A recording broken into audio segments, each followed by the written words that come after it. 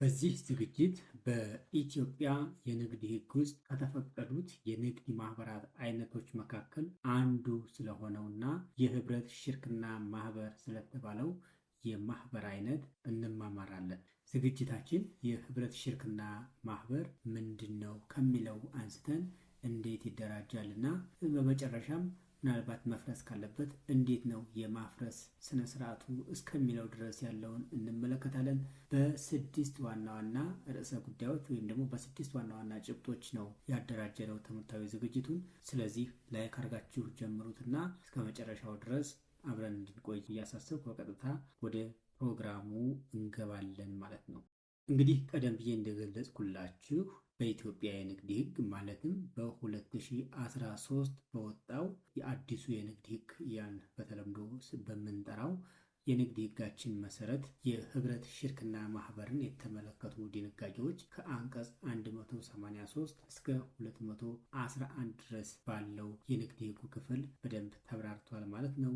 ይህንን መነሻ በማድረግ አጠር ያለች ኖት አዘጋጅቼ በዛች ኖት መሰረት ነው ትምህርታዊ ዝግጅቱን የምንቀጥለው። ቀደም ብዬ እንደገለጽኩላችሁ ይህ ዝግጅት በስድስት ዋና ዋና ክፍሎች የተዋቀረ ነው። ወደ መጀመሪያው ክፍል ስንገባ እንግዲህ የመነሻችን የሚሆነው የህብረት ሽርክና ማህበር ማለት ምን ማለት ነው ከሚለው ከትርጓሜው እና ከጠቅላላ ድንጋጌዎቹ ነው የምንነሳው። እንግዲህ የህብረት ሽርክና ማህበር ማለት ሁለትና ከዚያ በላይ በሆኑ ሰዎች የሚደራጅና ሁሉም ሸሪኮች ለማህበሩ ዕዳዎችና ግዴታዎች በአንድነትና በተናጠል ሙሉ ኃላፊነት የሚወስዱበት የንግድ ማህበር አይነት ነው። የዚህ ማህበር ዋና መለያ ባህሪው ምንድን ነው? የሸሪኮች ኃላፊነት በሶስተኛ ወገኖች ፊት ገደብ የለውም። ለዚያውም በአንድነትና በተናጠል ኃላፊነት ይወስዳሉ። ያ ማለት ማለት ነው ከማህበሩ ዕዳ ጠያቂዎች፣ አበዳሪዎች ወይም ደግሞ ከማህበሩ ጥቅም ያላቸው ሰዎች ከአባላቱ መካከል አንዱን ካገኙ እሱን አስገድደው በመያዝ ያንን ገንዘባቸውን ወይም ደግሞ ማህበሩ ላይ ያላቸውን ዕዳ ከማህበሩ የሚጠብቁትን ጥቅም የመቀበል መብት አላቸው ማለት ነው እና ገደብ የሌለው ኃላፊነት ያስከትላል በአባላቱ ላይ ማለት ነው። ይህ ዋና ዋና ባህሪያቶቹን እንመለከታቸው በዚሁ ክፍል። ከዚሁ ክፍል ሳንወጣ እንግዲህ ቢያንስ በሁለት ሰዎች የሚመሰረት ተቋም ነው። የማይገደብ ኃላፊነት አለበት። የጋራ አስተዳደር ነው የሚኖረው ማለት ነው። ሸሪኮች ተባብረው በጋራ ነው የሚያስተዳድሩት። በመተማመን ላይ የሚመሰረት ተቋም ነው። ቀላል የምስረታ ሂደት ነው ያለው። የምስረታ ሂደቱ ያን ያህል ውስብስብና ውጣ ውረድ ያለው አይደለም። ሌላው ደግሞ ትርፍና ኪሳራን በሸሪኮች መካከል ይካፈሉታል። ትርፍም ኪሳራም የተገኘው ነገር ሸሪኮች እኩል የሚካፈሉበት አግባብ አለ ማለት ነው። ማህበሩ እንግዲህ ስያሜ ወይም ስም ይኖረዋል። ስሙ እንግዲህ ቢቻል ሁሉንም ቢያንስ ደግሞ የሁለቱም ሸሪኮች ስም መያዝ አለበት። ከቻለ የሁሉንም ሸሪኮች ይዛል፣ ካልሆነ ደግሞ ቢያንስ የሁለቱም ሸሪኮች ስም መያዝ አለበት። የህብረት ሽርክና ማህበር ሲቋቋም እንግዲህ በአባላቱ ስም ነው ስያሜ የሚወጣው እንጂ የራሱ የሆነ የዩኒክ የቢዝነስ ስም ማውጣት አይችልም ማለት ነው። የህብረት ሽርክና ማህበር የሚል ሀረግም መጨረሻ ላይ ይካተትበታል። ይህም ድርጅቱ ምን አይነት ድርጅት እንደሆነ አበዳሪዎችና ከዚህ ድርጅት ጋር ውል የሚይዙ ወይም ደግሞ ግብይት ውስጥ ትራንዛክሽን ውስጥ የሚገቡ የተለያዩ አካላት ስለ ድርጅቱ ማንነት በደንብ አውቀውት እንዲገቡ ታስቦ ነው ማለት ነው። መጨረሻ ላይ የህብረት ሽርክና ማህበር የሚል ተቀጽላ ወይም ደግሞ ሀረግ የሚጨመርበት። ለምሳሌ አበበና በቀለ የህብረት ሽርክና ማህበር የሚል ሊኖር ይችላል ማለት ነው። እንደ ምሳሌ ነው ይሄ። ወደ ሁለተኛው ክፍል ስናልፍ በዚህ ዝግጅት ውስጥ ሁለተኛው አንኳር ነጥባችን የማህበሩን አመሰራረት ወይም ደግሞ የፓርትነርሺፕ ፎርሜሽኑን የምንመለከትበት ነው። እንግዲህ የህብረት ሽርክና ማህበር እንደ ማንኛውም የንግድ ማህበር በመመስረቻ ጽሁፍ ነው የሚመሰረተው ማለት ነው።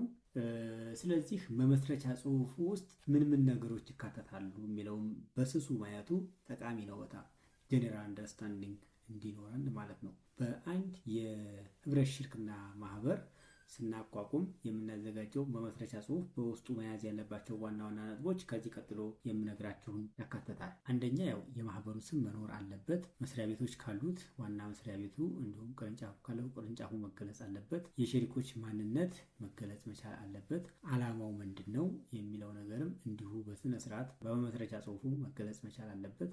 የመዋጮ አይነቶችና የተዋጡት መዋጮዎች በዝርዝር መቀመጥ መቻል አለባቸው። የትርፍና ኪሳራ አከፋፈሉን በተመለከተም እንደዚሁ መመስረቻ ጽሁፉ በግልጽ በማያወላዳ መንገድ ማስቀመጥ አለበት ማለት ነው። አሰራራቸውን፣ የስራ አስኪያጅ ስልጣንን በተመለከተም እንደዚሁ እንዲሁም የማህበሩን የቆይታ ጊዜ በመተዳደሪያ ደንባቸው ማስፈር መቻል አለባቸው ማለት ነው። ብዙ ጊዜ የማህበር የቆይታ ጊዜ ያው ላልተወሰነ ጊዜ ነው ማህበራት የሚቋቋሙት። ምን ያህል ጊዜ እንደሚቆዩ ላይታወቅ ይችላል ገና ሲቋቋሙ እና ያልተወሰነ ጊዜም ቢሆን ያው የቆይታው ጊዜው ያልተወሰነ ጊዜ ተብሎ መቀመጥ መቻል አለበት ማለት ነው።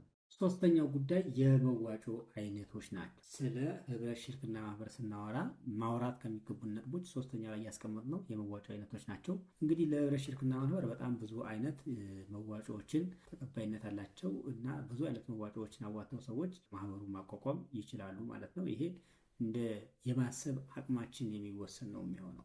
እንግዲህ የቻለውን ነገር ያለውን ነገር አዋጥቶ አንዱ የሌለውን አንዱ ይኖረዋል፣ አንዱ የሌለው አንዱ ይኖረዋል። ይህንን ሰብሰብ አድርጎ ክሬቲቭ በሆነ መንገድ ኢኖቬቲቭ በሆነ መንገድ ኦርጋናይዝ ቢደረግ ሁሉም ተጠቃሚ የሚሆንበትን አውድ መፍጠር ይቻላል እና ዋናው ሀሳቡ ያ ነው። እና ግን ምን ናቸው እስኪ በህብረት ሽርክና ማህበር ውስጥ ተቀባይነት ያላቸው መዋጮዎች የሚለውን ስንመለከት የመጀመሪያው ጥሬ ገንዘብ ነው። ጥሬ ገንዘብ እንግዲህ በዚህኛው ማህበር ብቻ ሳይሆን በሁሉም ማህበራት አይነት ተቀባይነት ያለው መዋጮ ነው። ሁለተኛው የማይንቀሳቀስ ንብረት አለ። ሶስተኛ ተንቀሳቃሽ ንብረት። ተንቀሳቃሽ ንብረት ስንል መኪናን ጨምሮ እንደዚህ የሚንቀሳቀሱ ንብረት ናቸው። የማይንቀሳቀስ ንብረት ደግሞ ያው አይነተኛው ምሳሌ ቤት ነው። ሌሎችም የማይንቀሳቀሱ ንብረቶች ሊኖሩ እንደሚችሉ መገመት አያዳግትም ማለት ነው። ሌላው የሙያ አገልግሎት ነው። የሙያ አገልግሎት በሌሎች ማህበር አይነቶች ውስጥ እንደ መዋጮ ሆኖ ኮንትሪቡት አይደረግም ወይም ተቀባይነት የለውም። ብዙ ጊዜ ይሄ የሙያ አገልግሎት ተቀባይነት ያለው መቼ ነው? የህብረት ሽርክና ማህበርን የመሰሉ የሽርክና ማህበራትን እንዳጠቃላይ የሽርክና ማህበራትን ስናቋቁም ተቀባይነት አላቸው። የሙያ የጉልበት አስተዋጽኦ ማለት ነው። በሌላ ማህበር ግን በአክሲዮን ማህበር፣ በኃላፊነቱ የተወሰነ የግል ማህበር ምናምን በመሰሉት ድርጅቶች ውስጥ ተቀባይነት የለውም። ሌላው የንግድ ምልክት ወይም ትሬድ ማርክ የምንለው መልካም ስም፣ የንግድ መልካም ስም ወይም ጉድዊል የምንለው ፓተንት፣ ኮፒራይት እና የሊዝ መብት ተቀባይነት ያላቸው መዋጮዎች ናቸው ማለት ነው። አንድ የህብረት ሽርክና ማህበር ለማቋቋም እነዚህን ሁሉ መዋጮ ያላቸው አባላት እነዚህን መዋጮ አዋጥተው ተጠቃሚ የማህበሩ አባልና ተጠቃሚ መሆን ይችላሉ ማለት ነው። የመዋጮን ህጋዊነት ስነ ስርዓት በተመለከተ እንግዲህ በመሰረቱ እንግዲህ መዋጮ እኩል መሆን አለበት የሚል ነገር አለ ንግድ ህጉ ላይ። ግን ይሄ አስገዳጅ አይደለም። ሰዎች ከፈለጉ በተለያየ መዋጮም ድርጅቱን ሊያዋቅሩት ይችላሉ። ያ ለነሱ በስምምነታቸው ያን ነገር እንዳደርጉ ይፈቅዳል ህጉ ማለት ነው። የተጋነነ ግምት ካለ የአይነት መዋጮ ተዋጥቶ ግምቱ የተጋነነ ከሆነ በትክክል ተገምቶ ልዩነቱን በገንዘብ እንዲከፍል ይደረጋል። ይህ አይነት መዋጮ ያዋጣው ሰው የዘገየ መዋጮ ካለ ደግሞ ወይ ወለድ እንዲከፍል ወይ ቅጣት እንዲከፍል ይደረጋል። ይሄን እንድናደርግ ህጉ ወይም ደግሞ የንግድ ህጉ ያዛል ወይም ደግሞ ደንግጎታል ማለት ነው። አራተኛው ነጥብ በዚህ ዝግጅት ልናየው የወሰነው አራተኛው ነጥብ የሸሪኮች መብትና ግዴታን በተመለከተ ነው። የህብረት ሽርክና ማህበር ሲቋቋም እንግዲህ አባል ሆነው የሚያቋቁሙት ሸሪኮች የራሱን የቻለ መብት አላቸው፣ እንዲሁም ግዴታ አላቸው። ከመብትና ግዴታዎቹ የተወሰኑትን አይተን እንለፍ። መጀመሪያ መብቱን ስንመለከት አንደኛ በስብሰባዎች ላይ በውሳኔዎች ላይ የመሳተፍ መብት አለው። ሁለተኛ እንግዲህ ውሳኔ ሲወሰን ድምፅ የመስጠት መብት አለው ማለት ነው። ሶስተኛ ከትርፍ ላይ ድርሻቸውን የማግኘት መብት አላቸው። ሂሳቦችን የማየት የማጣራት መብት አላቸው። ስለ ድርጅቱ እንቅስቃሴ መረጃ እንዲኖራቸውና ለማወቅ ከፈለጉ ማለት ነው። እስከ ማስታወሻ እስከ መውሰድ ድረስ የተፈቀደ ነው። ሌላው ኢንኬዝ ማህበሩ ከፈረሰ መጀመሪያ እዳው ተከፍሎ ከቀረው ሀብት ላይ ድርሻ የመውሰድ መብት ይኖራቸዋል ማለት ነው። እነዚህ የሽርክና ማህበር ውስጥ አባል የሆኑ ግለሰቦች ዋና ዋና መብቶች ናቸው። ሌሎችም ይኖራሉ፣ ግን ለጊዜው እነዚህን ካየን ይበቃናል ማለት ነው። ወደ ግዴታዎቹ ስናልፍ እንግዲህ አንደኛ ግዴታው ምንድነው? መዋጮን በጊዜው መክፈል ነው። በጊዜው ካልከፈለ ቅጣትና ወለድ የመክፈል ግዴታም ስለሚኖርበት ማለት ነው። ሁለተኛ የማህበሩን ጥቅም ማስጠበቅ ነው። በየትኛውም መንገድ እንግዲህ የማህበሩ ጥቅም እንዲጠበቅ መስራት መቻል አለባቸው። ከጥቅም ግጭት መቆጠብ መቻል አለባቸው። በታማኝነት መስራት እና ለማህበሩ ዕዳዎች በአንድነትና በተናጠል ኃላፊነት መውሰድ፣ እነዚህ ግዴታዎች ናቸው ማለት ነው። የሽርክና ማህበር አባላት ግዴታዎች እነዚህ አምስቱ ነጥቦች ናቸው። ድርሻን ስለማስተላለፍ ይህም ያው ከመብት ጋር የሚገናኝ ነገር ነው። ድርሻን ማስተላለፍን በተመለከተ ለሌላ ሸሪክ የሚቻልበት አግባብ አለ። ያ ማለት ማለት ነው እዛው ሽርክና ማህበሩ ውስጥ አባል የሆነ ለሌላ ሸሪክ ከሆነ ድርሻ ለሱ ማስተላለፍ ሶ ሲምፕል፣ ምንም ችግር የለውም። ለሶስተኛ ወገን ግን ትንሽ አስቸጋሪ ነገር አለው። የጥቅም መብትን ያለምንም ችግር ማስተላለፍ ይቻላል። ግን አዲስ አባል እንዲገባ በአባልነትን ማስተላለፍ የሚለው ነገር ግን ትንሽ ያስቸግራል። አዲስ አባል አያደርገውም። አንድ ሰው ጥቅሙ ለሶስተኛ ወገን ቢያስተላልፍ ያ ሰውዬ አዲስ አባል ሆኖ ለማህበሩ አባል ሆኖ አይገባም። ሁለተኛ ማህበሩንም ማስገደድ አይችልም። ይሄ ጥቅም አለኝና እባክህ ስጠኝ ብሎ ማስገደድ አይችልም። ከፈቀደ ነው የሚሰጠው ማለት ነው። ይሄ ህጉ የተወሰነ ነገሮችን ኮምፕሌክስ ላለማድረግ ያስቀመጠው ገደብ ነው።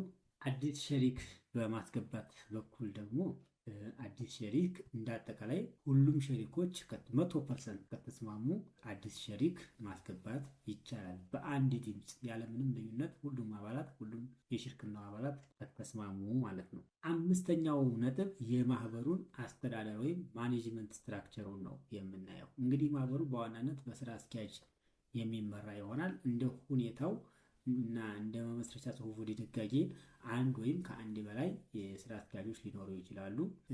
ስራ አስኪያጁ ሸሪክ ሊሆን ይችላል ወይም የማህበሩ አባል ሊሆን ይችላል። አባል ያልሆነም ሰው ስራ አስኪያጅ አድርገው ሊሾሙ ይችላሉ። የስራ አስኪያጁ ዋና ዋና ኃላፊነቶች ማህበሩን ወክሎ አንዳንድ ውሎችን እና ማህበሩ በተጠራበት ቦታ ማህበሩን ወክሎ መገኘት መቻል አለበት። በማህበሩን ወክሎ ውሎችን ይዋዋላል፣ ስራዎችንም ያስተዳድራል ማለት ነው። እነዚህ ዋና ዋናዎቹ የስራ አስኪያጁ ተግባራት ናቸው። ሌሎችም ይኖሩታል። ውሳኔ አሰጣጥ በተመለከተ እዚሁ አስተዳደሩ እንግዲህ ማህበሩ የተለያዩ ውሳኔዎችን ማሳለፍ ሊኖርበት ይችላል። እንደ ሁኔታው ከበድ ያሉ መጠነኛ የሚሆኑ ውሳኔዎች ይኖራሉ። ለምሳሌ የመመስረቻ ጽሁፍን ማሻሻል፣ ጠበቃ መሾም እና ያልተለመደ ወይም ወጣ ያለ ስራ መስራት። እንደዚህ አይነት ስራዎችን ሲሰራ መጀመሪያ ውሳኔው በሙሉ ድምፅ መጽደቅ መቻል አለበት። በሙሉ ድምፅ ሳይጸድቅ እንደዚህ አይነት ተግባራትን ማከናወን አይቻልም ማለት ነው። ሌሎቹን ግን በስምምነት ወይም ደግሞ በድምፅ ብልጫ አስቀድመን በመመስረቻ ጽሁፉ እነዚህ ነገሮች ከገቡ በስምምነት ወይም ደግሞ በድምፅ ብልጫ የሚወሰንበት አግባብ ይኖራል ማለት ነው። ስለ ጥቅም ግጭት እና የጥቅም ግጭት እገዳን በተመለከተ ስራ አስኪያጁ ለራሱ ጥቅም ከማህበሩ ጋር ውል ማድረግ አይችልም። ተመሳሳይ ንግድ መስራትም አይችልም። በኤክሴፕሽን ግን ሁሉም ሸሪኮች ያን ነገር እንዳደረጉ ፈቃድ ከሰጡት ጉዳዩን ሊያከናውን ይችላል ወይም ተግባሩን ሊያከናውን ይችላል። ያለ ሁሉም አክሲዮኖች ፈቃድ ግን ምንም ነገር ማድረግ አይቻልም። ምክንያቱም እነዚህ ስራ አስኪያጁ በግሉ የሚያደርጋቸው ነገሮች የዚህኛውን ማህበር ጥቅም ስለሚጎዱበት ወይም የጥቅም ግጭት ስለሚያስከትሉ ማለት ነው። ሌላውና የመጨረሻው ጉዳይ ስድስተኛው ጉዳይ የመፍረስ ጉዳይ ነው። የመፍረስና ሂሳብን የማጣራት ሂደትን በተመለከተ ነው በስድስተኛው ነጥብ የምናየው። እንግዲህ የህብረት ሽርክና ማህበር በአባላት ስምምነት የሚፈርስ ከሆነ አንዱ እንግዲህ እንዲፈርስ የፈለገው አካል ከ6 ወር በፊት አመልክቶ ጉዳዮቹ ታይተው ሂሳቡ ተጣርቶ እንዲፈርስ ሊደረግ ይችላል። ምክንያቶቹን እያየን ነው አሁን። ሁለተኛ ሸሪኩ በህመም ስራ ካቆመ እንደዚሁ ማህበሩ ሊፈርስ ይችላል። ሶስተኛ ከባድ ያለመግባባት እና ግጭት ከመጣም እንዲሁ ማህበሩ የሚፈርስበት እድል ይኖረዋል ማለት ነው። ከሁለቱ ወይም ከዚያ በላይ ከሆኑ ሸሪኮች መካከል የተወሰኑት በሞት ከተለዩም ማህበሩ ሊፈርስ ይችላል። የኪሳራ አደጋ ከገጠመውም እንዲሁ ራሱን አገግሞ መቀጠል ካልቻለ ማህበሩ ይፈርሳል። ችሎታ የማጣት ችግርም ካለ እንደዚሁ ማህበሩ ሊፈርስ ይችላል ማለት ነው። ማህበሩ ይፍረስ ከተባለና ወደ ፈረሳ የሚሄድ ከሆነ የፈረሳ ሂደቱ ምን ይመስላል የሚለውን እንመልከት። የመፍረስ ውሳኔ ከተወሰነና መፍረሱን ግዴታ ከሆነ እንግዲህ መጀመሪያ የሂሳብ አጣሪ ቡድን ወይም የሂሳብ አጣሪ አካል ይሾማል፣ ይሰየማል። ሊኩዴተር የምንለው ሂሳቡን በደንብ የሚያጣራ ሰው ማለት ነው። ከሱ በመቀጠል እንደገና የተጀመሩ ስራዎችን ማጠናቀቅ ያስፈልጋል። የሚሸጥ ንብረት ካለ የሚሸጡ ንብረቶች በሙሉ ተሽጠው ዕዳ መክፈል ካለበት ዕዳ ይከፈላል። ቀሪው ሀብት ደግሞ ለባለ አክሲዮኖቹ ወይም ደግሞ ለባለ ሸሪኮቹ ይከፋፈላል ማለት ነው። በዚህ መንገድ ማህበሩን ማፍረስ ካስፈለገ በዚህ መንገድ ማህበሩ ይፈርሳል ማለት ነው። እንግዲህ ክቡራንና ክቡራት ተመልካቾችና አድማጮች ከዚህ ሰዓት ድረስ አብራችሁን ስለነበራችሁ እጅግ በጣም እናመሰግናለን። የዛሬውን ዝግጅታችን እዚህ ላይ ደርሰናል። ይህን ዝግጅት ሼር አድርጉት፣ እንዲሁም ላይክ አድርጉት፣ ለሌሎች ላልደረሳቸው ሰዎች እንዲደርስ ማለት ነው። አዳዲስ ተመልካቾች ካላችሁ ደግሞ ሰብስክራይብ አድርጋችሁ የዚህ ቻናል ቤተሰብ ሁኑ ማለት እወዳለሁ። በተረፈ በቀጣይ ዝግጅት እስከምንገናኝ ድረስ ሁላችሁም በያላችሁበት ሰንብቱ። መልካም ጊዜ ይሁንላችሁ።